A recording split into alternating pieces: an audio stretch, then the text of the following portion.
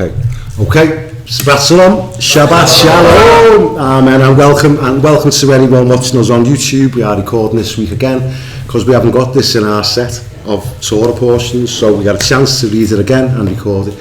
So Shabbat Shalom to everyone with us and watching us. We're in chapter 37 this week. Chapter 37, the portion is called Vayeshev, and he dwelt. Yeshav, to dwell, sit. And remember last week, we got a great portion last week, and Jacob, wrestled, didn't he, with God, the angel of the Lord, and he got his name changed to Israel. And then this is an example now where his name's Jacob one minute and Israel the next minute, and you see that throughout. And I just believe that's got something to do with the new creation versus the old man creation. Jacob becomes Israel. And you know, there was nothing wrong with Jacob. He was perfect, the way it said, and that's how God sees us. God shows us while we were still sinners. He did, didn't he? While we were still sinners, he chose us. He didn't wait till they're weird, you know. He chose us while we were still sinners, while we were enemies of God. He chose us. So that's Jacob, Israel. And it starts off with verse 1. Jacob, Yaakov, dwelt in the land where his father was a stranger or a sojourner. And there's a bit of a juxtaposition there. Yaakov's settling, sitting, dwelling in the land where his father was a sojourner. And that's the message, isn't it? That in this earth, we're pilgrims. We're not meant to be earth dwellers and make this earth our home in that way. We've got a greater home. We are citizens of heaven, aren't we? And a heavenly Jerusalem. That's our home. Abraham and Isaac, they were seeking the city whose builder and maker is God.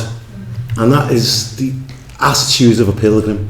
Paul spoke in this way, and Peter spoke in this way, didn't he, when he said, I must soon take off my tent. Talking about his death, talking about his body. I've got to take off my tent soon. And that's the attitude of faith, isn't it? So we can see it here, Jacob's dwelling in the land, when we've got to have that sojourner's mentality. So he was dwelling in the land where his father was a stranger, sojourner, in the land of Canaan.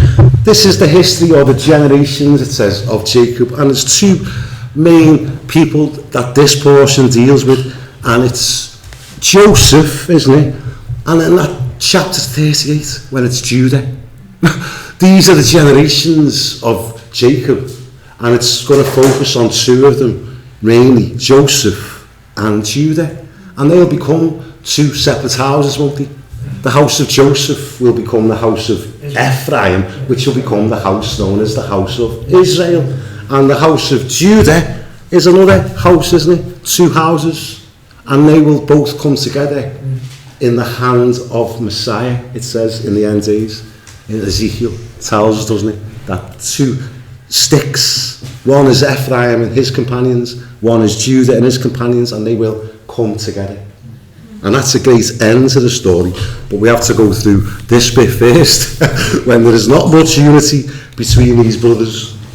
So God bring on that day when there is total unity between all the houses and all the people of this one nation. So this is the generations of Yaakov. Joseph, so go straight into Joseph, being 17 years old, so we can establish now, straight off, if Joseph is 17 years old, we know that Jacob must be around 107 years old. Yeah, because Joseph was born when Jacob was about 90. That'll get confirmed next week for definite, but it's definite. So Joseph is 17, Jacob must therefore be about 107. And this is a repeat of what we seen a few weeks ago. If you remember, a few weeks ago we buried Abraham.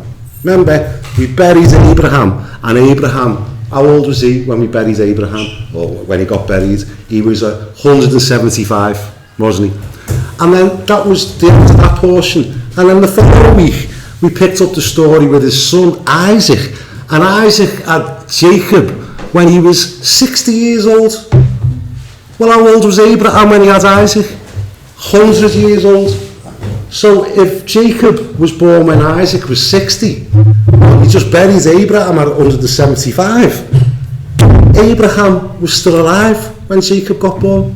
Wow. Yeah, clearly, if Abraham died at 175, that means his son was 75, Isaac. Well, Isaac had Jacob when he was 60. So you can see the Torah buried Abraham, but Abraham was still alive in the narrative. And that's the same history. If Jacob's 107, well, how old was Isaac when he had Jacob? 60. So if Jacob's about 107 here, how old's Isaac? About 167. Well, how old's Isaac when we buried him last week? 180. So Isaac got buried last week, yet he still lives in this respect of the narrative, which is the message. God's not the God of the dead, he's the God of the living. Amen. So that's how Torah is given to us. People are buried, and yet the narrative carries on, and they're still alive. Isaac's still alive is all I'm trying to say here. In the backdrop to all this, Isaac's still alive. I just like these numbers and figures. So Joseph's 17, let's get back to it. Joseph's 17, and he was feeding the flock of his brothers. And the lad, young man, because he's 17, was with the sons of Bilhah and the sons of Zilpah, his father's wives, and Joseph brought a bad report of them to his father. So you can see already here, there's already a separation, isn't there? The sons of Leah, the firstborns, Reuben, Simeon, Levi, Judah, they've obviously separated themselves, and Joseph's in with the servant women's kids. There's obviously a faction here between Leah's children and the servants' children and Rachel's children at this stage, just Joseph's mentioned. So Joseph brought a bad report of them. Now I don't know if that's a good thing or a bad thing. Are we supposed to do this? Is this good? Is this bad? Is this Joseph not being very wise? Should we have done this? I don't know, but it's not going to end good. Now Israel, so the name changes now. It was Jacob, now it's Israel. Israel loved Joseph more than all his children because he was the son of his old age. And he was the son of Rachel, wasn't he? He loved Rachel. Didn't love Leah. He loved Rachel. So you know Joseph was definitely favoured for natural reasons, but also for spiritual reasons. Israel, not Jacob, Israel loved Joseph. Joseph's going to be the man here, and I've already today had conversations with people when there's so much similarities or things we could bring out about how Yeshua is seen in the life of Joseph. You know, one of the phrases that we have for the Messiah is the Messiah Ben Yosef, isn't it? The Messiah, the son of Joseph, which is always pointing to the suffering servant. The story of Joseph will be his brethren won't recognise him in years to come. When he is the ruler of Egypt, they won't even recognise him as the brother. And this is a prophetic picture, isn't it, of how the children of Israel will not know that Yeshua is the Messiah until the time when the veil will be removed, and then they will know. Wow! And then they will mourn and weep for one as one mourns for an only son. That time's to come, isn't it? It's in Zechariah chapter 12. It's our job to pray for it. It's our job when God's revealed it. We can pray, oh Lord, do what you said in Zechariah 12 and pour out your spirit of grace and supplication so that the eyes are opened and they see and they mourn and weep. Wow, that day is coming. So Israel loved Joseph, and he also made him a tunic of many colours. That can also mean of stripes, and it can also mean, I'm told to believe, prophecies. So this tunic's a prophetic garment. This tunic is not just some tunic, it's got a lot of prophecy in it, and it's very covenantal because it's not just a tunic, it's a ketonet. You know, you've heard that word before, I know you have. Ketonet. First time we come across ketonet was when God made coats of skin for Adam and Eve. That's what it says, isn't it? When they covered themselves with fig leaves, God made ketonets for them, ketonets of skin. And then it says later in Exodus, when God sets up the priesthood, that the high priest must wear a ketonet. So it's not just some garments, it's a very covenantal garment that Joseph's got. But when his brothers, verse 4, saw that their father loved him more than all his brothers, they hated him and could not, it says, speak peaceably to him. But in the Hebrew, it just says they couldn't say shalom to him. And that's a bad place. When you can't say shalom to someone, if you can't pray shalom for them, you know, if you're in a bad scenario with someone, you can be able to pray and say shalom to each other and wish each other well. It'll help you get over your issues, you know, but if you can't say shalom, it's a big sign, big warning sign. So these were that way inclined. They couldn't even say shalom to their brother. They couldn't speak peaceably to him. So Joseph had a dream, and he told it to his brothers, and they hated him. It says in Hebrew, they hated him Yasaf, which is a play on words. His name is Yosef, and this is the word for more. Because what does Joseph mean, if you remember? When he was born, Rachel said, Yahovah will add. So she called him Yosef, Yah will add. And the Hebrew word for to add or to increase, to give more, is Yasaf. So it says here they hated him Yasaf, which is just a great play on words. You love play on words, George. Well, there's a Hebrew one for you. They hated him Yasaf. They hated him even more because of this dream. So he said to them, please hear this dream which I have dreamed. There we were, binding sheaves in the field. Then, behold, my sheaf arose and also stood upright. And indeed, your sheaves stood all around and bowed down to my sheaf. That's a weird dream, isn't it? But that's going to be played out perfectly, isn't it? In years to come, when Joseph is the second only to Pharaoh in all the lands of Egypt, and these brothers will come, won't they, and will bow down to him. They won't recognise him, but they will do exactly what this dream said. And now, I don't know whether Joseph fully understood the implications. When he goes into prison in a couple of chap, whatever, he might be hard, but that might be what keeps him going. He might be, I've got a dream. I know that was of the Lord. The dream I had, I know it was God. And everything here looks like that it wasn't God, and it just had a bad pizza. But that dream was God, and I am not letting it go. I am going to cling and stick to what God has revealed. And that is for all of us, isn't it? It is. Without vision, people perish. And that means without vision, you just get slack. And you just go unrestrained, and you don't pull yourself together, and you don't dress like a soldier or a priest. You don't turn up for battle because you've lost vision. And your dreams have been stolen.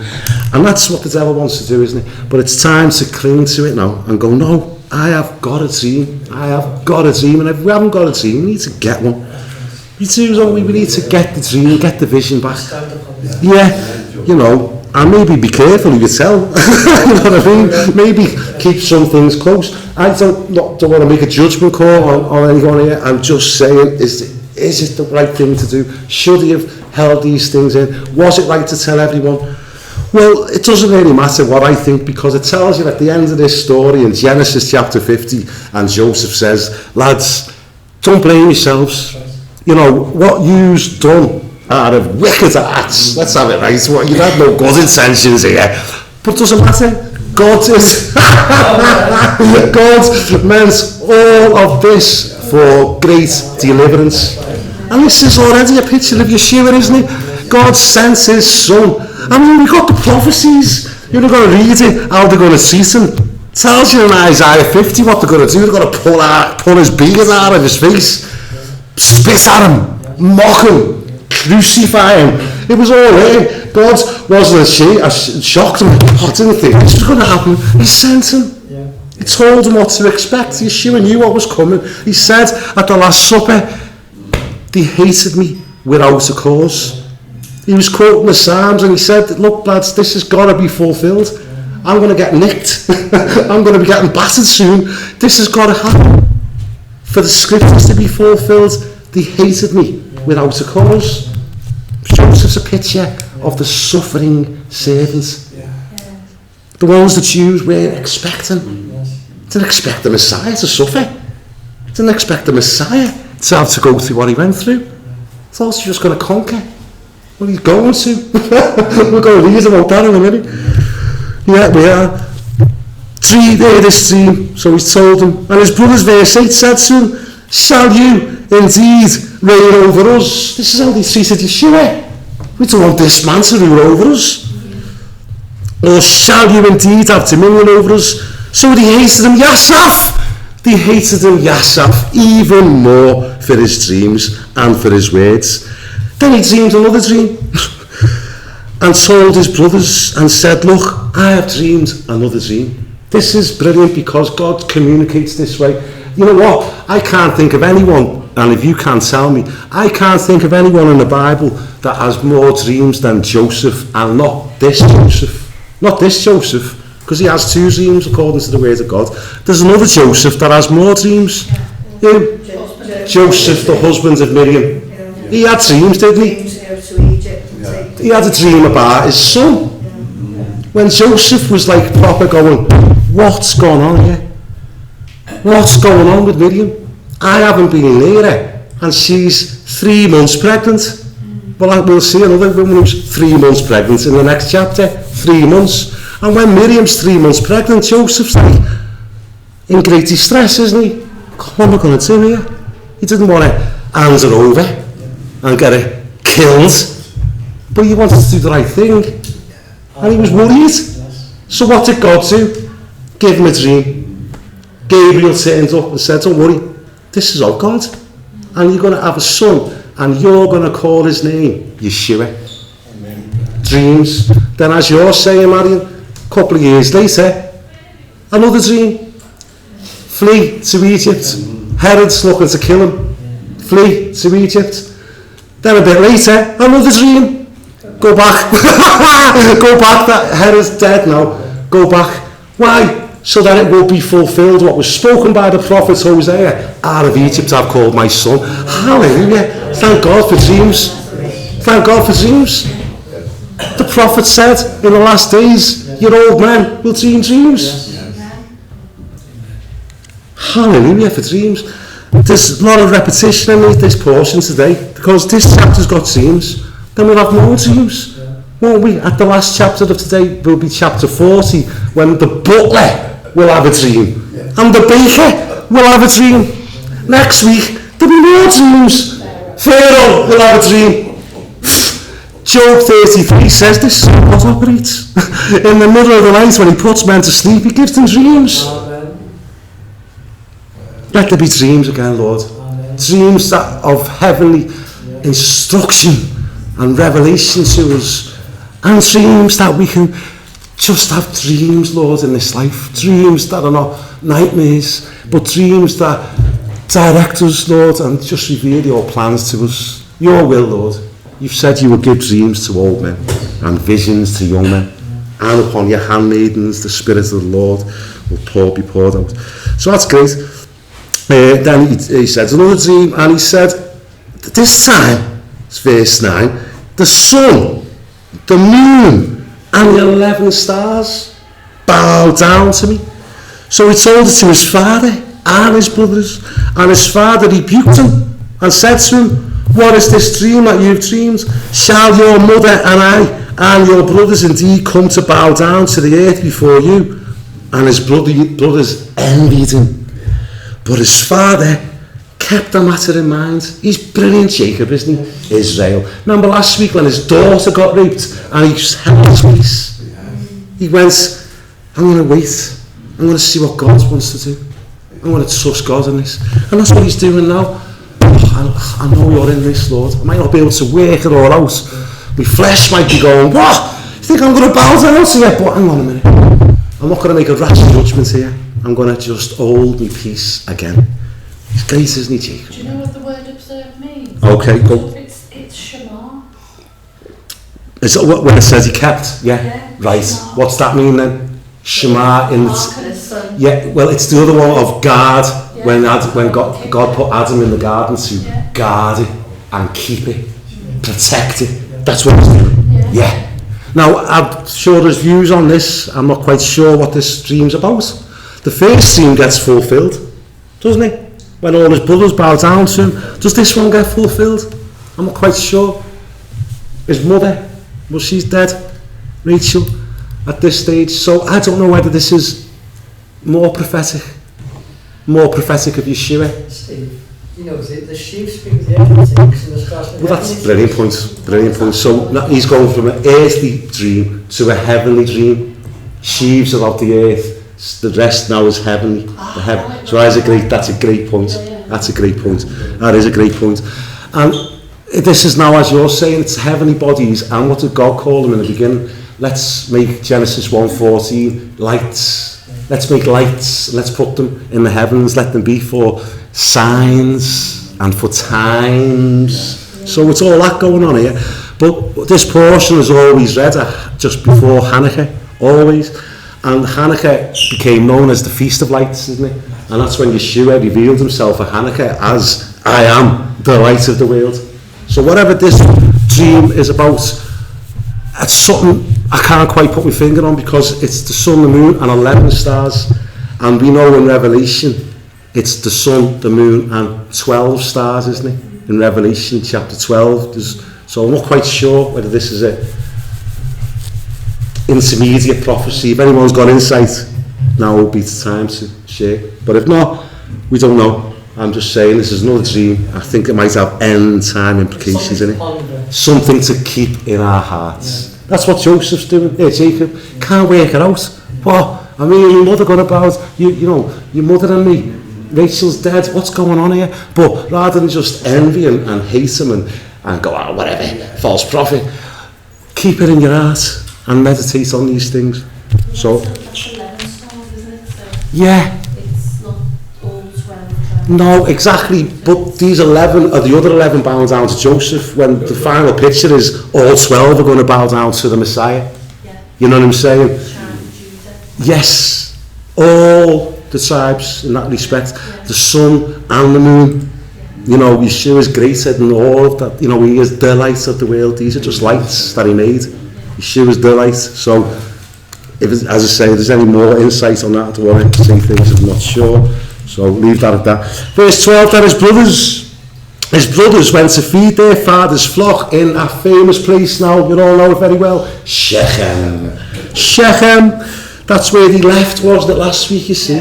Something about Shechem, isn't it? Something about this place. It's going to become, I think, a very significant end time place, because it's called the West Bank by some people, not by us. By us it's called Judea and Samaria. But by the world they like to call it silly things like the West Bank and Palestinian occupied territories and stuff. But it is now called Nablus, and it is a place you don't go to on your holidays unless you feel like getting kidnapped and stuff. So they went to Shechem, which, when you look at where they're going to come from, where Jacob is actually living, where's he living? Hebron. If you've got a map like I have in my Bible here, it's miles away. Hebron to Shechem by foot. You having a laugh? Well, no. And I wonder what they're doing here. Are they separating a bit? It's just this group, isn't it? Are they separating away? Have they gone back to Shechem for any particular reason? That's where they massacred everyone in last week's portion. And what did they do afterwards? Jacob said to them, put your idols away and your earrings, and they buried them all under a terebinth tree. Is this got anything to do with where these fellas are at? Are they going back? Yeah. Shechem means back. It means shoulders. You know what I mean? Back. So I don't know. But what are they doing? They're a long way from home here. So they go to Shechem. And Israel said to Joseph, are not your brothers feeding the flock in Shechem? Come, I will send you to them. This is messianic. This is the Father sending the beloved Son. Yes. In a place where he knows. I'm not saying Jacob knows. The Father knows. The Father knows what his Son will get at the hands of his brethren, Yeshua. And this is a foretaste. Yaakov is sending his son Joseph. And Joseph says, here I am, Hireini, behold me. It's the language of one who was sent. Obedience. It's obedience. Yeah. It's what Isaiah said, wasn't it? He will go, here I am, send me. So he took the coal and cleansed his tongue, didn't he? It's the language of Isaac. Here I am. The language of Abraham. Here I am. It's got to be our language, isn't it? Of, Lord, here I am. I mean, I'm not Abraham, I'm not Isaac, I'm not Jacob, I'm me. But here I am, Lord. It's another way of saying I'm available. I'm available. I'm available for you to do what you need to do. To send me to the place you need to send me, Lord. Here I am. Not your will be done, but not my Yes, will. that's the language of it, Sylvia. Not my will, Lord. Your will. Oh, God, nothing's too difficult for you. Even me. Even I'm not too difficult for you, Lord. Here I am. And he said to him, please, I love that. Please, always you've got a choice. Please go and see if it's well. See if there's shalom with your brothers and shalom with the flocks, and bring back word to me. So he sent him out of the valley of Hebron, that's what I said, miles away, and he went to Shechem. Now a certain man, that draws your attention, it's like, oh, who's this? A certain man found him, and there he was, wandering in the field, and the man asked him, saying, what are you seeking? So he said, I am seeking my brethren. Please tell me where they are feeding their flocks. And the man said, they have departed from here, for I heard them say, let us go to Dothan. So Joseph went after his brothers and found them in Dothan. Dothan is an important place, isn't it? Does anyone know where you come across Dothan again? It's in I would say 2 Kings off the top of my head, because it's the time of Elisha. Huh? 6:13. 2 Kings, is it? Yeah. Chapter 6, verse 13. Thank you. And what happens there? I don't know, I've just But what happens there, Sonia, is when Elisha's servants, Elisha prays, open his eyes. You know, when his servant's panicking because of all the invading armies, and God and Elisha open his eyes, and then he sees the hills surrounded with all the armies, the host of God. Dothan. It's like the Hebrew, we could see this as the doorway. The doorway, Tav, was always the messianic sign of the cross. Dothan. And Noon, Sophet, the last Noon, is always speaking of the Messiah. You know, Yeshua, the son of Noon. So this is a messianic place, a messianic event is about to happen here. Verse 18, now when they saw him afar off, that's always covenantal, isn't it? Again, we've seen it with Abraham on his journey to Mount Moriah, and on the what day? Third day, he lifted his eyes, he got in the spirit, he started to have a good eye, or he had a good eye, and he could see in the spirit, could see the plan and the will of God. He lifted his eyes and he saw afar off the place, Moriah. Like the prodigal son as well. Yeah, another one, yeah. When Yeshua was crucified, it says that his relatives stood afar off. That was to fulfill the Psalms that said, even my relatives stand far off from my plague. Also, we who were once far off could be brought near. The redemption in this is beautiful.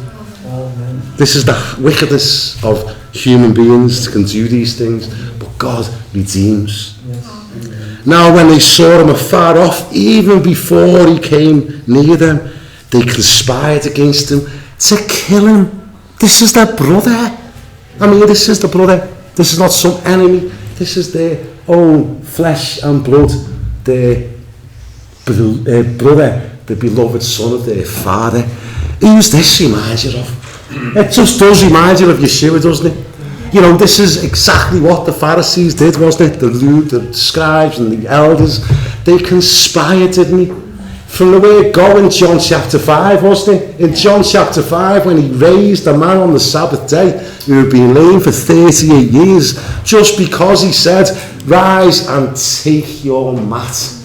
And they said, who told you to carry your mat? And he said, the man who cured me. Where is he? And they sought to kill him because he broke their version of the Sabbath. They started to conspire to kill him, and that goes all the way through the gospel narrative of in Jerusalem, even in Galilee, Pharisees plotting to kill Yeshua. He's their brethren. He is the brother that the Father sent. With messages of shalom. Jacob said, go and say shalom. Go and bring messages of, is everything well? I just want well-being here. Jacob's a man of peace, isn't he? We seen that last week. He just wants peace and shalom. But these people, they got murder in their hearts. This takes you right back to Cain, doesn't it? He's the first murderer. He murdered his brother. Esau wanted to murder Jacob.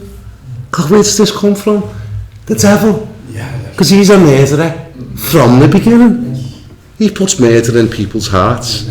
That's why we need to guard our hearts with all diligence, for out of it spring the issues of life. And Yeshua said, the heart of man, that's where all of these evils come from. Wickedness, adulteries, murders, thefts from the heart. That's why I cherish the prayer from Psalm 51. Create in me a clean heart, oh God. Renew a right spirit within me. We've only got ourselves to blame if we don't pray these prayers. It's like never getting a shower or never getting a wash. You're going to be filthy and stink. Well, if you don't pray this way to the Lord, guess what? So, create in us clean hearts, Lord. Amen. Come on, let's kill him. They said to one another, look, this dreamer is coming. Come therefore, let's now kill him and cast him into some pit. This is... and we will say, some wild beast has devoured him. We'll see what will become of his dreams. But Reuben heard it. Reuben's the one last week who, remember, he defiled his father's bed. Remember, this one's going to lose the birthright because of this. But somehow, there's still some redemption going on here. Reuben heard this and said, no, and delivered him out of their hands and said, let's not kill him. And Reuben said to them, shed no blood, but cast him into this pit, which is it's not really the best thing in the world, which is in the wilderness, and do not lay a hand on him. And his reason for this was he wanted to deliver him out of their hands and bring him back to his father. And you've got to say, well done, I would say to that. You've got to say, Reuben, That's a nice heart. he did, didn't he? Yeah. They were about to kill their brother, and Reuben said no. And to delay the thing and to just find a way to get him back home, he said, let's cast him into a pit. So I've got to give Reuben some credit there. Do you think he was trying to get better in with his dad? That's a great point. Maybe there's some repentance going on here. But well, why not? I mean, he sinned last week, and maybe some repentance is set in. There's hope for everyone. Yes. On the verge of murder, and God can intervene. And I'm sure there's loads of testimonies about that anyway. But Reuben heard it, and Reuben, that's very good, Reuben. Let's deliver him. So it came to pass, when Joseph had come to his brothers, that they stripped Joseph of his tunic, the tunic of colours, stripes, prophecies that was on him. Then they took him and cast him into a pit, and the pit was empty. There was no water in it. Dothan in the Aramaic or the Chaldean means two wells. So that might give you a bit of a clue. Maybe this was a dry well. There was no water in it, as if there should have been. Why tell us these things? Well, maybe it was one of them wells. Dothan, place of two wells. So maybe that's that. And then look what they did. When they've cast this beloved son of the Father who was sent, once they have cast him into a pit, they sat down to eat a meal. What's that remind you of? I mean, when was Yeshua crucified? When was Yeshua put in a pit? Passover. what did they do after Yeshua? They were in a rush, weren't they? He's got to hurry up here, give us his body, because we've got to take him off the cross so that the land wouldn't be defiled. Why? Because Passover was upon them. So when Yeshua was laid in a pit, in a tomb, what did the nation of Israel do? Sat down to eat Passover. It's son there, isn't it? Yeah. This is the son of Joseph. This is Joseph, the beloved son, the one who was sent, the one who was put in a pit. And when he's in a pit, his brethren sat down to eat a meal. Then they lifted their eyes and looked, and there was a company of, now pay attention to this, Ishmaelites coming from Gilead with their camels, bearing spices, balm and myrrh. Sound like the three wise men. They sound like the wise men, don't they? They were on their way down to Egypt. So they're coming from the north on the trade route. Another thing, Dothan is on the trade route. It's like you cut across from the Syria, all that region, you're cutting across to go to the coast and to walk down the coast to Egypt. It's on the trade route, and you can see posse is the only word I know, a posse of Ishmaelites coming, probably a better biblical word for it. A caravan, that's a nice word. A caravan of Ishmaelites coming with all their wares. So Judah said, Judah said to his brothers, what prophet? Who's this? Reminds me of Judas. Isn't it? Judas was like wanting to always make a profit, wasn't he? Judas, the one who sold Yeshua out for 30 pieces of silver, and he didn't even end up with it, did he? He didn't, he ended up killing himself. Ended up lashing the money back. At the priest, didn't he? That's right. Well, there's an interesting, that fella, we watched that, David Foreman. I don't know if you've watched it this week. David Foreman, Aleph Beta. He's not a messianic believer, but he has some great insight. And he brings things to the table like, you've heard of Rashi. Everyone's heard of Rashi here, and everyone's heard of Rambam here. Well, there's a new one for you, Rashbam. Rashbam this week. And the Rashbam's got an interesting theory on this, so let's just read it. Ishmaelites are coming. And Judah said, what profit is there if we kill our brother and conceal his blood? Come, let's sell him to the Ishmaelites, and let our hand be upon him, for he's our brother. You know, he's our brother. We don't want to kill our brother, let's just sell him. Shaman. You know, he's our brother and our flesh. And his brothers listened, shemad, paid attention. Then, Midianite traders passed by. So the brothers said, that's in italics, isn't it? In my Bible, that's in italics. In Hebrew, it's so they. Who? They've assumed here it's the brothers, but it doesn't say it's the brothers. Why are they mentioning the Midianites? Don't get them confused. Ishmaelites are not Midianites, are they? Ishmael is Ishmael. He's a son of Abraham, wasn't he? But he was one. He was born before Isaac, wasn't he? To Hagar. Well, who's Midian? Midian's a son of Abraham, isn't he? He was born to Keturah. Some people say that's the same person, not whatever. But these are two sons of Abraham. But they're two different people. Ishmaelites are not Midianites. So why is the text telling us about these Midianites? His brothers listened, then the Midianite traders passed by. Different. So they, it says, not the brothers, they, who? The Midianites. They pulled Joseph up and lifted him out of the pit, and they sold him to the Ishmaelites. See, you've got two groups of people in here, and this is what the Rashbam's saying, that what happens here is, the brothers were saying, here's the Ishmaelites, we'll sell them to the Ishmaelites. They weren't like sitting next to the hole going, alright, he's out there. They were probably removed somewhat, so they couldn't hear his screams, so they could remove themselves from their crime. And they didn't see the Midianites coming, because maybe the Midianites were coming the other way. Maybe they'd been to Egypt and offloaded their goods. Now they were just coming back, going home. And they go, what's that noise? I can hear crying.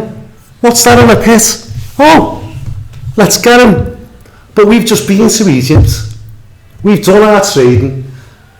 Here's some Ishmaelites. They'll have him. Let's sell him to the Ishmaelites. The text says they sold him, not the brothers, the Midianites. Like Judas, he got nothing out of it. The Midianites seem to be the people that got the money out of it, as opposed to the brothers. That's just the Rashbam's theory on this, to explain where do these Midianites come from? What have they got to do with it? It's the Ishmaelites that'll tell us later. They sell him to Egypt, but the Midianites seem to sell him to the Ishmaelites. Interesting. So they sold him to the Ishmaelites for 20 shekels of silver, and the Ishmaelites took Joseph to Egypt. So, but the thing is here, the sad thing is here, that this is what people would do. Selling human beings. Yeah. You know, oh, we just found some kid here, do you want to buy him? Oh yeah, sounds, we're on our way to Egypt, great, sounds, 20 shekels, laughing. See ya, 30 shekels it was for your shoe, wasn't it? 30 pieces of silver.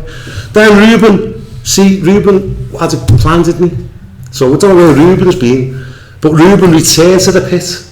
Again, more insight here. The lads didn't know. It's like they go back and it's like, he's gone. Where is he? He's got off with the Ishmaelites. But anyway, wherever Reuben's been, whether he was part of that or whether he's been somewhere else, he returns to the pit. And indeed, Joseph was not in the pit. And he tore his clothes, Reuben. And he returned to his brothers. See, you've got a bit more narrative, haven't you, of what's going on here. There's a lot of to and fro. And said, the lad is no more. And where shall I go? I'm the supposed firstborn here. You know, if Joseph's 17, well, he got born at the end of Jacob's 20 years with Laban. And so Reuben was the firstborn, and he got born at the start. So you could imagine Reuben's about 37, about 20 years older. He's the eldest, and he should know better, and he tried. But what's going to happen? Where will I go? Look what they do. So they took Joseph's tunic, ketonet, coat, killed a kid of the goats, and dipped the tunic in the blood. And I don't know how far we're going to get today, but it's only a couple of chapters. If you read these chapters, you'll keep seeing through this now the story of coats. You'll see it in the next chapter. Some of your translations won't show you it when it says bracelets, but we will get there. But you'll see coats in the next chapter, and you won't just see coats, you'll see goats. Coats and goats. Keep reoccurring. We've already seen coats and goats in this Torah, haven't we? When did we last see coats and goats getting used? When Jacob, let's not put it, I've got to change my notes all the time now when I say Jacob deceived. It's like, if you remember correctly, and if you want to blame anyone here, who do we blame? Rebecca. Because Rebecca said, when Jacob said, hang on a minute, I'm going to look like a deceiver here. What did Rebecca say? It's on me. Anyone wants to pass the blame around, blame me. Alright, I've heard from God.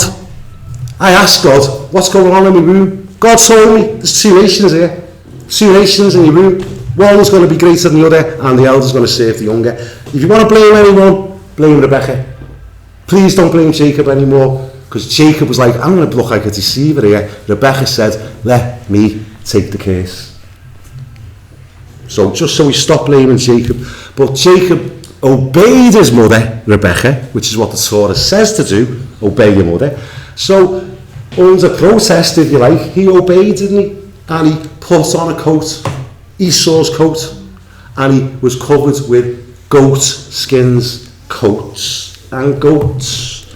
So you got another one here now, a coat and a goat dipped in blood. Coats dipped in blood. This is now going to be used to deceive Jacob, isn't it? This is definitely an act of deception. But there's a great end time redemptive message in this. So they sent, verse 32, the tunic of many colours, and they brought it to their father and said, we have found this.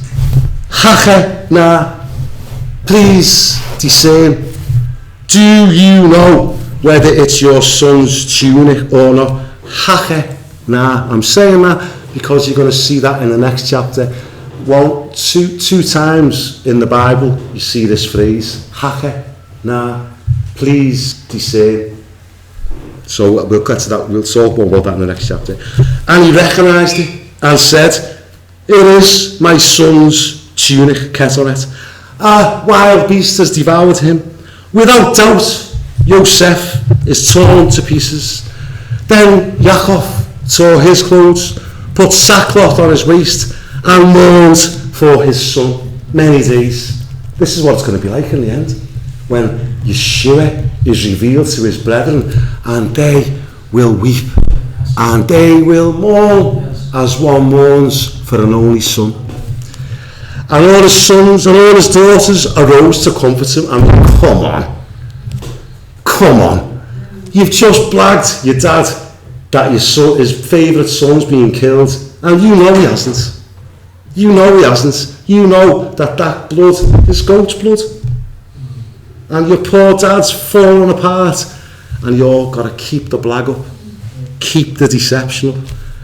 But he refused to be comforted, and he said, I shall go down into the grave to my son in mourning. Thus his father wept for him. Now the Midianites had sold him into Egypt to Potiphar, an officer of Pharaoh and captain of the guard. So again, that's just Midianites, Ishmaelites, says Ishmaelites 1 minute. You can see there was a transaction between the Midianites and the Ishmaelites. But I want to go back over that coat and goat in case we don't have time, and just go forward to Revelation 19, because here we see what this is all about. A real redemptive story. Revelation chapter 19.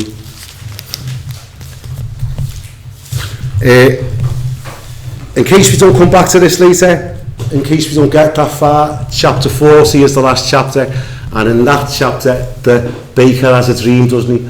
And the baker's dream is that in 3 days his head's going to be lifted off, and the birds of the air are going to eat his flesh. It's an end time message, and you see it in Revelation 19. And I haven't got time to read it, I don't think, but if you read the first part of Revelation 19, you will see there the birds of the air coming to eat the flesh of all of God's enemies. But that wasn't the bit I wanted to look at. The bit I wanted to look at was Revelation 19, verse 11 onwards, because we're looking at a coat dipped in blood. Now I saw heaven opened, and behold, a white horse, and he who sat on him was called Faithful and True, and in righteousness he judges and makes war. His eyes were like a flame of fire, and on his head were many crowns. This is all going to happen soon. He had a name written that no one knew except himself. He was clothed with a robe dipped in blood, and his name is called the Word of God. And the armies in heaven, clothed in fine linen, white and clean, followed him. Don't you want to be part of that? Hey, I want to be part of that, don't you? Well, we have got to have our robes washed in the blood, haven't we? We have had our robes washed in the blood. Are you washed in the blood? In the soul cleansing blood of the Lamb are your garments spotless, are they white as snow? Are you washed in the blood of the Lamb? Well, if you are, you'll be part of that. You'll be part of the armies, dressed in fine white linen, riding behind Yeshua when he comes back, and his robe will be dipped in blood. That's what's going to happen, isn't it? Because he is going to slay his enemies. He is. I'll just finish that off. Now, verse 15, out of his mouth goes a sharp sword, that with it he should strike the nations, and he himself will rule them with a rod of iron. He himself treads the winepress of the fierceness and wrath of Almighty God, and he has on his robe, which is dipped in blood, and on his thigh a name written, King of Kings and Lord of Lords. Sorry, then verse 17, I got that wrong, they might as well carry on. Then I saw an angel standing in the sun, and he cried out with a loud voice, saying to all the birds that fly in the midst of heaven, come and gather yourself together for the supper of the great God, that you may eat the flesh of kings, the flesh of captains, the flesh of mighty men, the flesh of horses and those who sit on them, and the flesh of all people, free and slave, both small and great. That is what the baker's dream is going to allude to. The baker, when Joseph's going to interpret his dream, just in case we don't get that far, he's going to tell him, this is what your dream means, mate. You're getting your head cut off. You're going to get impaled, and the flesh, the birds of the air are going to eat your flesh. This is what lies in stores for all that don't receive the mercy, that don't receive forgiveness, that don't receive the offer of peace. That's what's going to happen to you. Everyone. What did it say? Everyone, small and great, slave and free. Everyone who opposes the great king will end up like this. Revelation 19. It's all connected to these robes dipped in blood. Chapter 38, moving on there. Anyone want to comment on anything said so far, or anything you've got out of this? You know, I'm just giving bits and pieces out. The trick is to go home, isn't it, tonight, and to read it all again. that's you know, and then let the Holy Spirit remind you of what He wants you to remember out of this. Hallelujah. So many little comparisons we can make here, trying to do it as we go, probably missing bits out. Chapter 38, this is an interesting chapter. This is an interesting chapter. Judah had a big part to play in this, didn't he? It was Judah's plan. Let's sell him. Let's not kill him. Let's sell him. Let's sell him into a living death, into slavery, into Egypt. So now, as a consequence, I would say, in chapter 38, it came to pass at that time that Judah departed from his brethren. And, it says in Hebrew, went down, doesn't it? Judah went down from his brethren. So it's showing you spiritually Judah's life now as a consequence of this selling out of his brother, or attempting to sell out of his brother, just like Judas went down from his brethren and visited a certain Adulamite whose name was Hira. And Judah saw there a daughter of a certain Canaanite. Then the first thing he should have done was went, see you later. You know, with all respect, I don't want nothing to do with you, because I know our family don't marry yous. Because Isaac, when we were looking for a wife for Isaac, Abraham sent a servant and said, don't take as a wife from the daughters of Canaan. When Jacob got married, Rebecca said to him, didn't he, and Isaac, get a wife from my father's house, not a Canaanite wife, because Esau married two of them, didn't he? Esau married two Canaanite women, and they vexed the souls of Isaac and Rebecca. Don't marry the Canaanites. So Judah shouldn't have married the Canaanites, or should he? Because this story turns out glorious, doesn't it? I mean, what a story this is, but you've got to know at the end of this story, the one born is none other than the great-great-great-great-great-great-great-granddad of Yeshua. Amen. It just is. Yes. I mean, don't tell me God can't turn things around for good. You can't tell me that. God can turn all things around for good. This is a disastrous situation that God turns around for good. Wow. It's amazing. He saw a certain Canaanite woman whose name was Shua, and he married her and went into her. So she conceived and bore a son and called his name Er. She conceived again and bore a son, and she called his name Onan. And she conceived yet again and bore a son and called his name Shelah. He was a Kezib when she bore him, which means lies. Then Judah took a wife for his firstborn, and her name was Tamar. Tamar. We're going to meet another Tamar in the Bible, aren't we? King David's daughter who gets raped. But Judah's firstborn, was wicked. Doesn't tell us what he done, but it just tells us all we need to know. He was wicked. Wicked in the sight of Jehovah, and Jehovah killed him. And Judah said to Onan, the second, go in to your brother's wife and marry her, and raise up an heir to your brother. We get more information later on in Torah that this is what's meant to happen. This is a Torah command, isn't it? It's how we get Boaz and Ruth, and this is This is obviously a system that was understood, even though they haven't got the Ten Commandments and they haven't got Moses yet. They obviously knew certain things, and we know Abraham walked in all of the Torah. It says, way before Moses. How did Abraham do that? Well, it tells you, because he obeyed my voice. You know, one of them relationship things where I say, yeah, do that, and he go, okay. Well, that's how Abraham walked, it says. He just obeyed. Well, that's the new covenant, isn't it? Yes. My sheep will hear my voice. And we've got it written. So, we can see here that this is a righteous arrangement. It's a righteous thing that is getting done here. That you go into your brother's wife and raise up an heir to your brother. Because that's what we're after here. We're after an heir. They might not know it yet, but the Messiah's coming out of this family. The Messiah's coming out of this family, whether they know it or not. The Messiah's coming out of this family. So it's a righteous thing. Go in and raise up an heir. But Onan knew in verse 9 that the heir would not be his. And it came to pass, when he went into his brother's wife, that he emitted on the ground, lest he should give an heir to his brother. And the thing which he did displeased Jehovah. Therefore, he killed him also. Then Judah said to Tamar, his daughter-in-law, you know, he's thinking there's something wrong with it. Remain a widow in your father's house till my son Shelah is grown. So this is all happening, you know, over a few years here. We'll pick up the story in chapter 39, and we'll be getting to the time when Joseph is around 30. So we can see this is spread over some time, this, you know.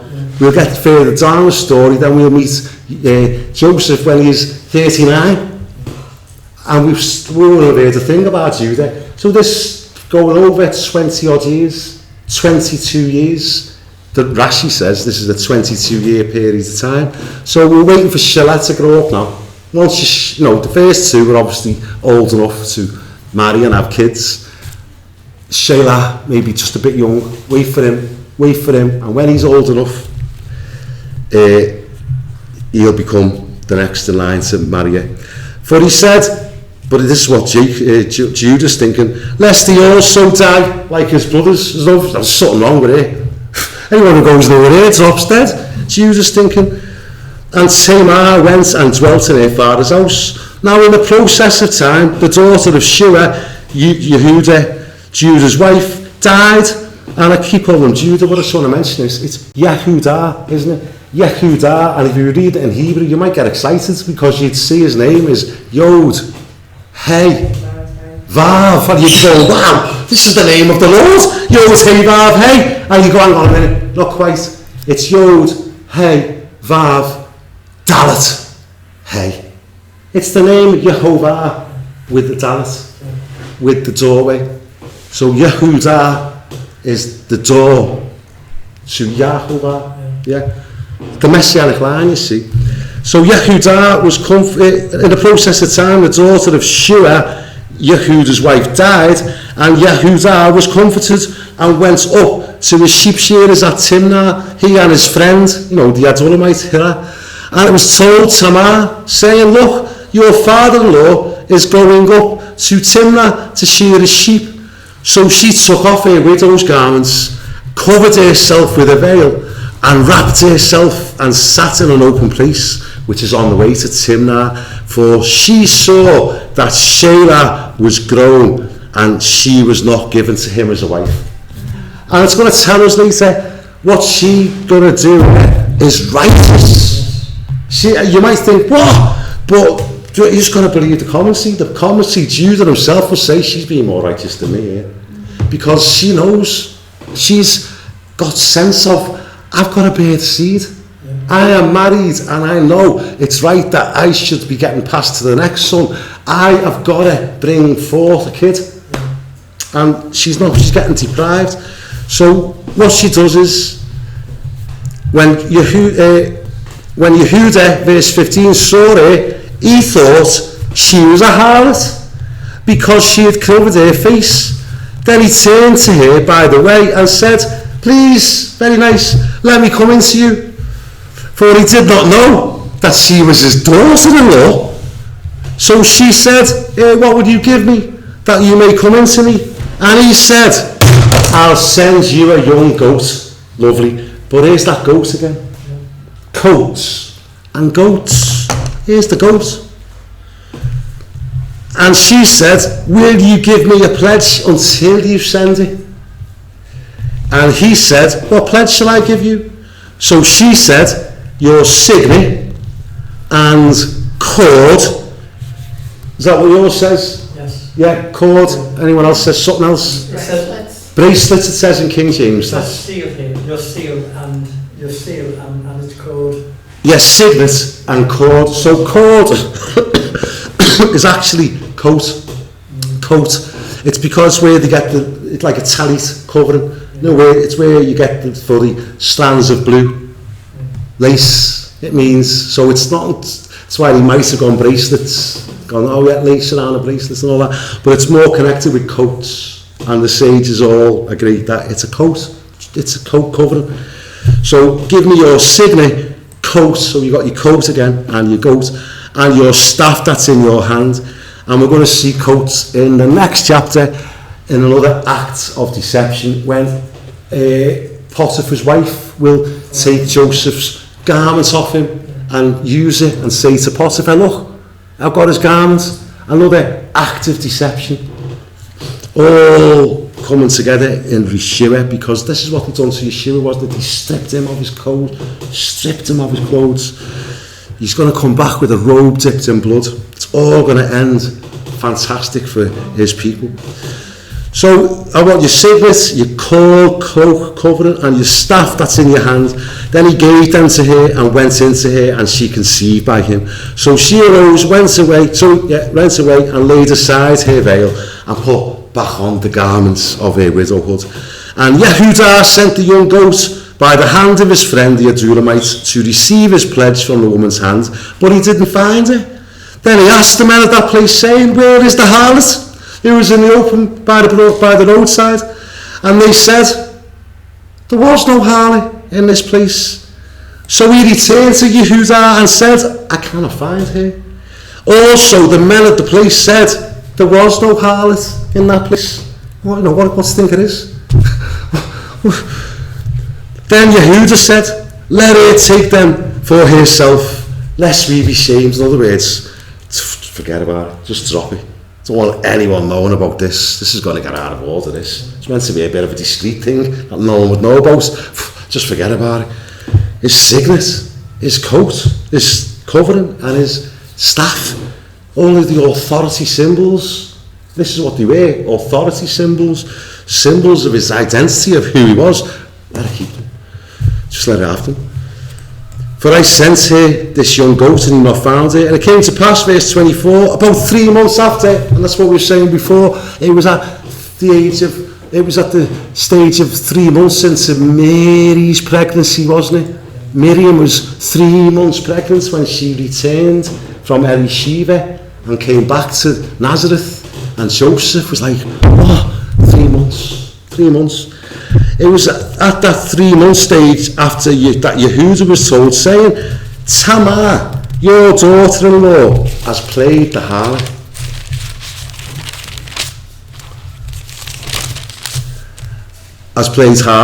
Furthermore, she's with child by harlotry. So Yehudah said, bring her out and let her be burnt.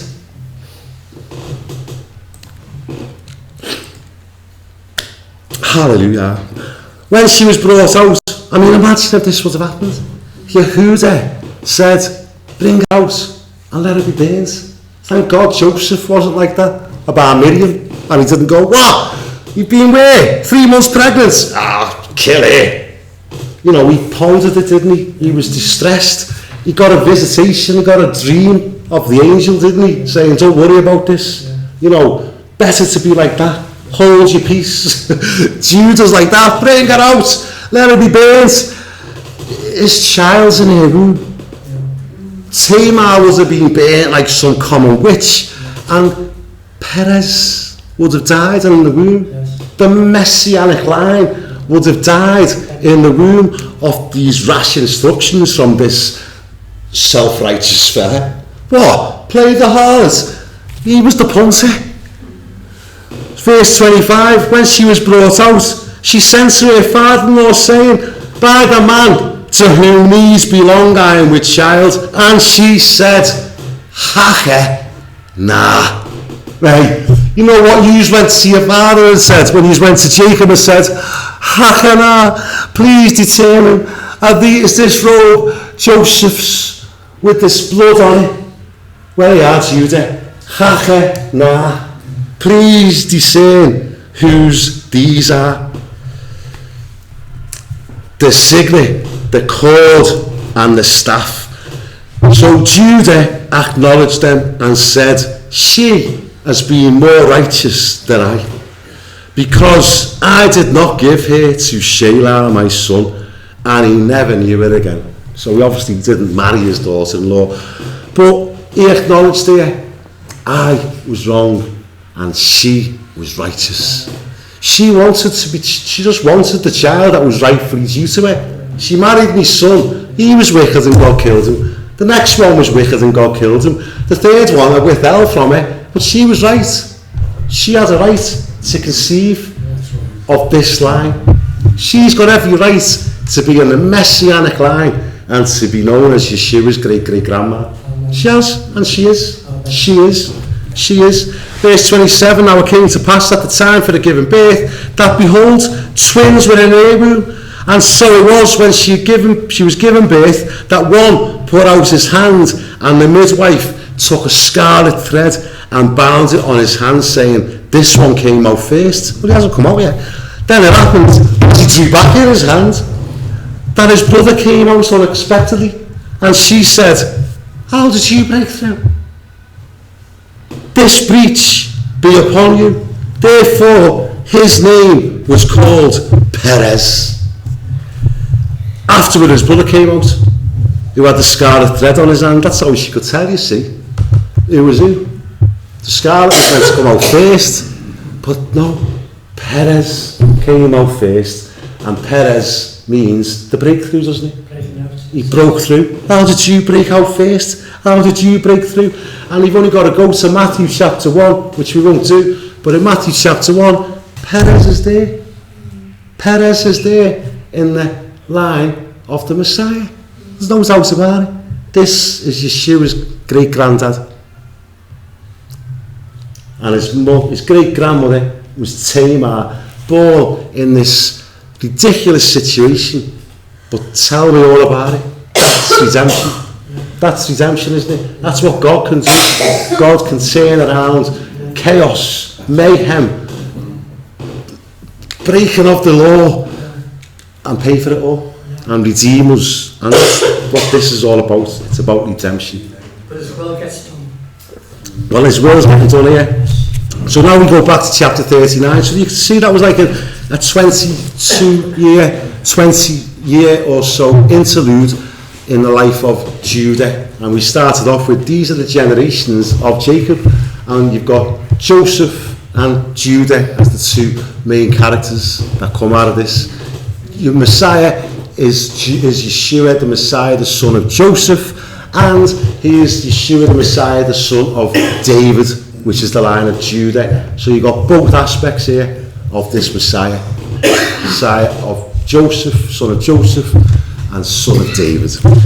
Chapter 39. Now Joseph had been taken down to Egypt, and Potiphar, an officer of Pharaoh, captain of the guard, an Egyptian, bought him from the Ishmaelites who had taken him down there.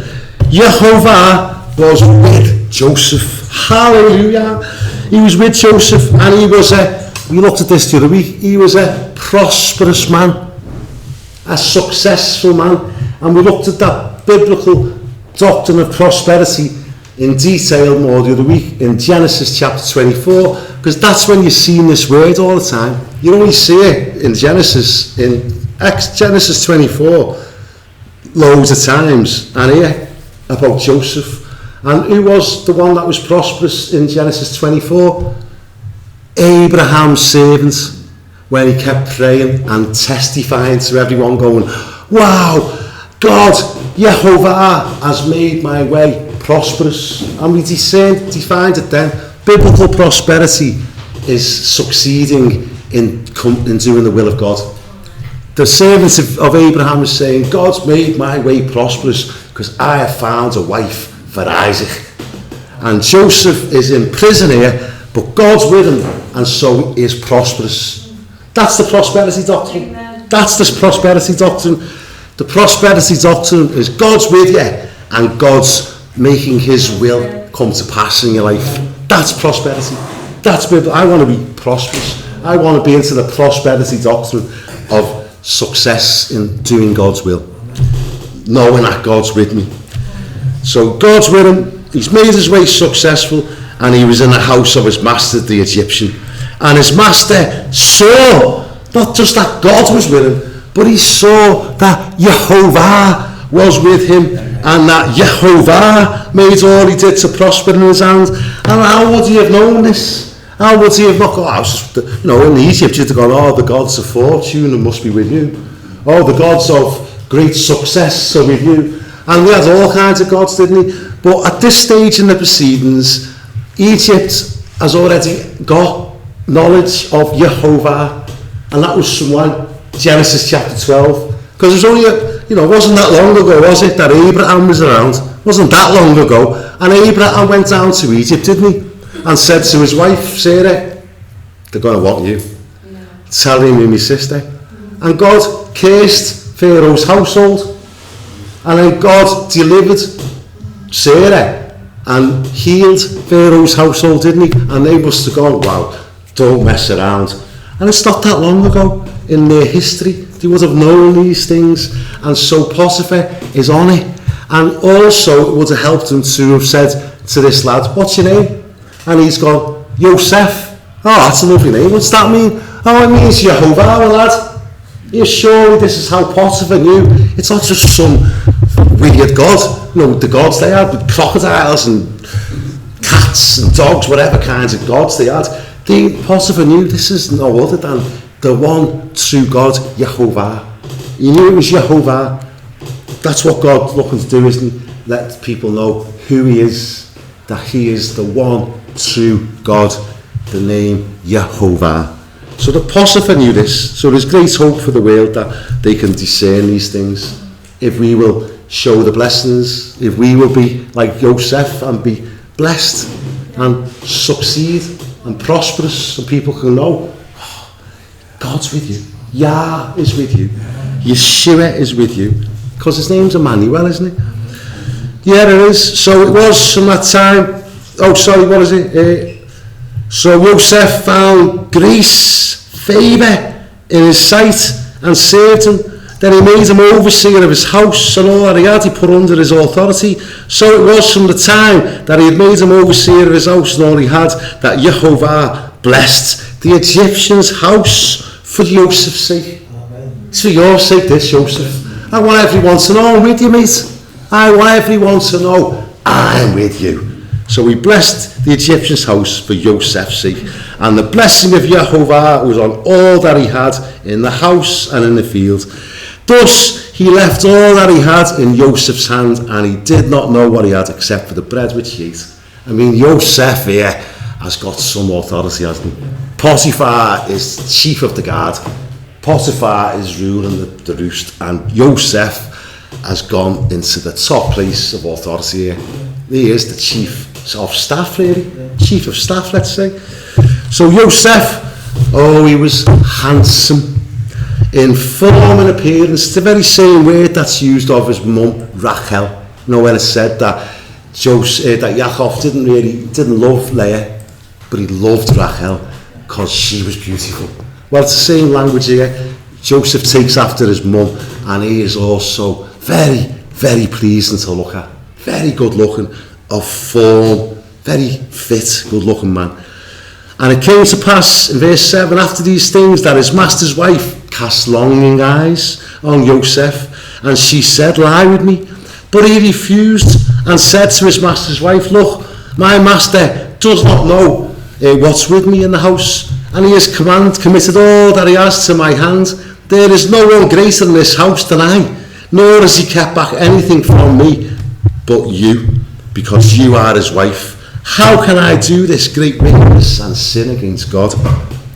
So it was, as she spoke to Joseph day by day, that he did not heed her. That is brilliant.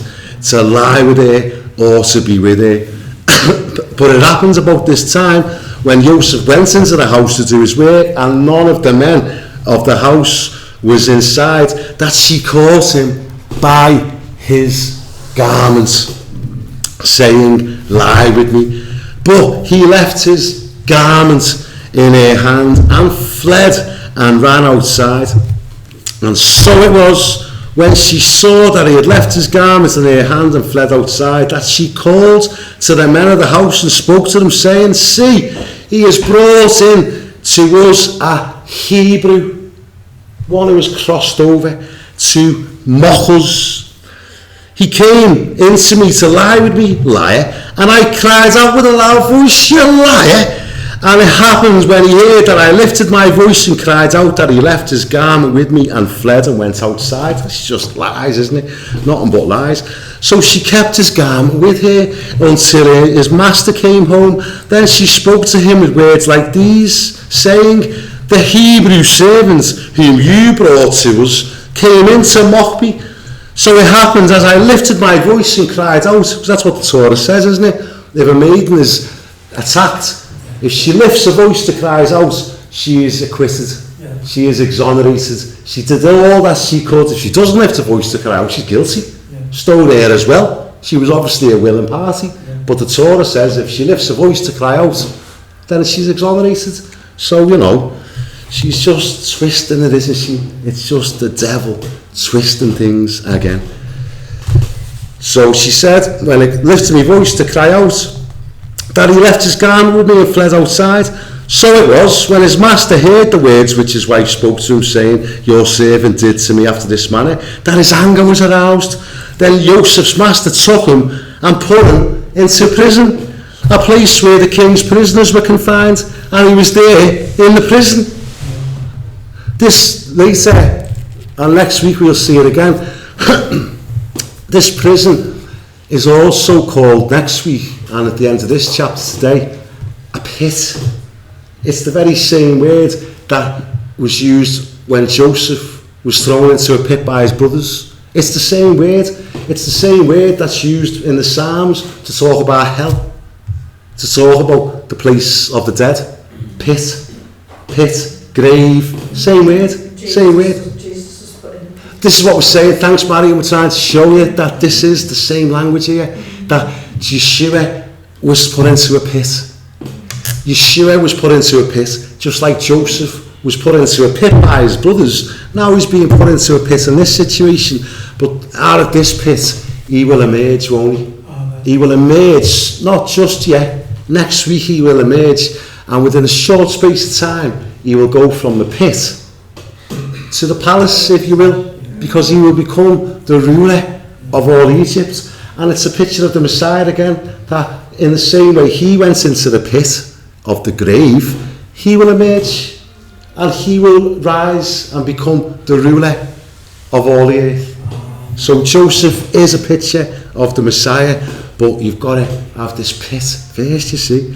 So he was through in the prison, but Yahovah even there was with Joseph and showed him mercy and gave him favour. This is that language of the gospel, you see. We're saved by grace. We're saved because of mercy. And this is the language that God, Yahovah, gave him mercy and favour in the sight of the keeper of the prison. And the keeper of the prison committed to Joseph's hands all the prisoners that were in the prison. Whatever they did there, it was his doing. The keeper of the prison did not look into anything that was under Joseph's authority, because Yahovah was with him. And whatever he did, Yahovah made it prosper. That's the prosperity doctor, So we've got 10 minutes, something like that. So I think we've got time to just whiz through this last chapter. And then we've done it again. We've just read the whole thing. Okay, yeah. Chapter 40. It came to pass, after these things, that the butler and the baker of the king of Egypt offended their lord, it says, and the king of Egypt, offended their lord, the king of Egypt, which isn't very helpful, because you might wonder, what did he do? You know, maybe the Pharaoh's just a bit temperamental. Maybe he's dead easy to offend, but it helps you when you read it in Hebrew, because it doesn't say that at all. It says very clearly in Hebrew that they kata, you know what that is, don't you? Sin. Yeah, and this is a picture here. No one's saying Pharaoh's God, but in this scenario, he is a picture of God. He is the ruler. He can be sinned against. Yeah, he's not God. This Pharaoh's all right, isn't he? You know, when we talk about Pharaoh, we used to think of a wicked, horrible, but this Pharaoh, it turns out, all right as it goes. The Pharaoh from Genesis 12, once he understood, oh, yeah, Abraham, oh, let him go, sends him out with loads of gifts. You know what I mean? You know, at this stage of the proceedings, give him a break, Pharaoh. This Pharaoh turns out all right. So this Pharaoh is a picture of God, and these two have sinned. You might go, what did he do? I don't know. And if you read the commentaries, it ranges from all kinds. That he didn't, you know, they spoiled his tea, to they were trying to poison him, to kill him. There's there's views, and no one knows. It's better to just see what the Bible says. They sinned against him, not offended him. Sinned against him. Don't take offence. You know, if people offend you, don't take offence. But if someone sins against you, then we need to deal with that, don't we? We need to forgive sins. It's also a picture, Steve, of people as well, you know, those who are, you know, for salvation, those who are not. Well, that's why I'm saying it. That's why I'm saying it, because when we read this story, you might go, oh, well, obviously, the butler hadn't done nothing wrong, and the baker had. No, completely incorrect. It says clearly in the Bible, they both sinned. And that is going to end up with a picture of salvation here, that everyone here has. Everyone here sinned. The butler and the baker, they both sinned. One gets forgiven and one doesn't. And that's a picture of Yeshua on the cross, when he is also with two criminals. They're both guilty. They're both guilty. One said, hey mate, to his mate, we deserve it. He's done nothing wrong. We deserve what we're getting here. And then said to Yeshua, Lord, remember me when you come into your kingdom. And Yeshua said, today I tell you, you'll be with me in paradise. All you got to do is ask. All you got to do is ask. Innit? Everyone sinned. The butler and the baker, both chata, sinned against Pharaoh. So don't be under any confusion there. They both sinned. And it's a picture of us. Everyone has sinned against Yah. And Pharaoh was angry with his two officers, the chief butler and the chief baker. So he put them in custody in the house of the captain of the guard in the prison, the place where Joseph was confined. God's hands all over this. And the captain of the guard charged Joseph with them, and he served them. So they were in custody for a while. Then the butler and the baker of the king of Egypt, who were confined in the prison, had a dream. Yeah. Both of them, each man's dream in one night, and each man's dream with its own interpretation. And Joseph came into them in the morning and looked at them and saw they were sad. So he asked Pharaoh's officers who were with him in the custody of his lord's house, saying, why do you look so sad today? Which is an act of compassion. He could just go, oh, what's up with yous? See you later. But he went out of his way and said, why are you sad? What's up, sister? What's up, brother? Why are you looking so sad today? It's a good heart. Joseph's got a good heart. He's concerned about people. Why are you sad? And they said to him, we each have had a dream, and there is no interpreter of it. So Joseph said to them, don't interpretations belong to God? Tell them to me, please. Then the chief butler told his dream to Joseph and said to him, behold, in my dream a vine was before me, and in the vine were 3 branches. It was as though it had budded, its blossoms shot forth, and its clusters brought forth like grapes. Then Pharaoh's cup was in my hand, and I took the grapes and pressed them into Pharaoh's cup, and placed the cup into Pharaoh's hand. And Joseph said to him, this is the interpretation of it. The 3 branches are 3 days. Now within 3 days, Pharaoh will lift up your head and restore you to your place, and you will put Pharaoh's cup in his hand according to the former manner when you were his butler. But remember me. Oh, remember me when you come into your kingdom. Remember me when it is well with you, and please show kindness to me, Hesed, loving kindness. Make mention of me to Pharaoh and get me out of this house. For indeed, I was stolen away from the land of the Hebrews, and also I have done nothing. You know, he's telling you here, I did nothing wrong. I'm innocent. Yeshua was innocent, wasn't he? Yeah. Yeshua had done nothing wrong, was it? There was no sin found in Yeshua. Completely and utterly innocent. Yes. He was put into the grave, not because of anything he had done, but because of what we had done. But he was risen from the grave, and Joseph in like manner will be raised out of this pit next week. I've done nothing wrong. Verse 16, when the chief baker, when he saw that the interpretation was good, he said to Joseph, I also was in my dream, and there were three white baskets on my head. In the uppermost basket were all kinds of baked goods for Pharaoh, and the birds ate them out of the baskets on my head. So Joseph answered and said, this is the interpretation of it. The 3 baskets are 3 days. Within 3 days, Pharaoh won't lift up your head. He will lift off your head from you and hang you on a tree, and the birds will eat your flesh from you. Now that's why we read Revelation 19 before. There's 2 kinds here. You're either coming back with them dressed in fine white linen, or you're getting your flesh eaten by the birds of the air. Born to Revelation 19. We're on the right side of this, aren't we? Hallelujah. I mean, thank God for this. We're on the right side of it. Now it came to pass on the 3rd day, which is always a picture of resurrection, isn't it?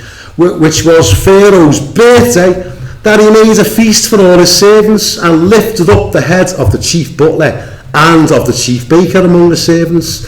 Then he restored the chief butler to his butlership again, and he placed the cup in Pharaoh's hand. This day you'll be with me in paradise. This is the message here. There's 2 thieves on the cross. They represent humanity. Everyone's guilty. Everyone's sinned. No one's innocent until you've been acquitted. And the only way you get acquitted is through calling on the Lord, isn't it? Yes. By receiving the forgiveness. Yes. By calling on him. By saying, Lord, remember me. Remember me when you come into your kingdom. There's 2 kinds of people. One does that, and the other one doesn't. The other one continues to mock. The other one continues to say no to Yeshua. 2 kinds of people. One will go free and be restored. The other will perish and will have their flesh eaten by the birds of the air, according to this. So he restored the chief butler to his butlership again and placed the cup in Pharaoh's hand, but he hanged the chief baker as Joseph had interpreted them. Yet the chief butler did not remember Joseph, but forgot him. And we are in that position of the butler, I would say. We have been restored. We have been redeemed by the blood. The blood speaks of that, doesn't it? The body, the baker, died. The blood speaks of redemption and restoration. But even now, even though we are in that position now, we ought not to forget Yeshua. Because Yeshua said, remember me, remember me. And that's what Yeshua is saying now. He does it when we take bread and wine every week, doesn't he? He says, do this in remembrance of me, and proclaim it. So that's part of our job now in the gospel. If we're not proclaiming the gospel, are we forgetting Yeshua? Do we just remember him once a week when we come together and have bread and wine? Or are we remembering him in our lives? Are we remembering him to tell others about him? To tell people the message? Otherwise we are doing what the butler did. Might be redeemed. Might be like that. Oh, great. Yeah, Pharaoh. Love to sing Pharaoh. Loving it. Hey. Are we telling anyone? Are we remembering him? And that's what Joseph said, remember me. And that's what Yeshua said, remember me. So we've got to finish at 20 to 5, so it's 20 to 5. So we'll finish. So Lord, we thank you, Lord. Thank you. We've read it all through today without much breaking it down as much as we normally do. So thank you, Lord, for the going forth of your Torah today, for the word going forth in Penny Lane, in this city of Liverpool. We pray, Lord God, that you will do what you want to do in this group. Lord, that we will be a group that remembers you. We'll be a group that tells people of you, tells them of the way of redemption. We'll be like Joseph, and that we will bring people into that place of restoration. Help us, Lord, in all our goings, in our comings and goings. Be with us in everything that we do, Lord, so that we bring glory to you in Yeshua's name. Amen, everyone. Shabbat shalom.